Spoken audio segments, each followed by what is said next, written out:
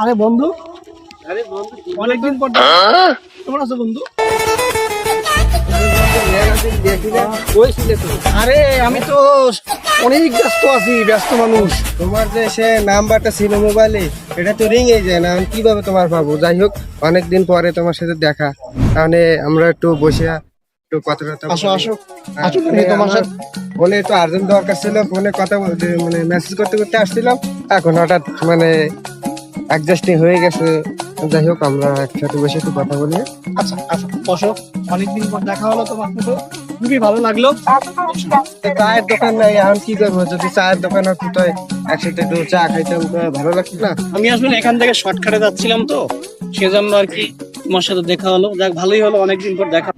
হ্যাঁ বন্ধু, কি খবর? সে তোমার গার্লফ্রেন্ডের খবর কি? যে ওই সুস্মিতা নামে যে মেয়েটা ছিল, অনেকদিন ধরে তো দেখা টাকা যাচ্ছে না। যে কলেজে যায়, আমার সাথে প্রায় দেখা হয়, কিন্তু এই কিছুদিন ধরে দেখা যায় না। কি খবর? আরে বন্ধু, আমার গার্লফ্রেন্ড তো ছিল, সে তো এখন না ফেরার দেশে চলে গেছে। কেন, কারণ কি? সে বেরোতে হয়ে গেল নাকি?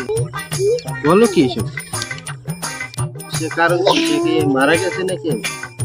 আরে না, তোমাকে তো বলাই হলো না। সে তো ইংল্যান্ডে চলে গেছে, ফ্যামিলি সহ সেটেল হয়ে গেছে সেখানে।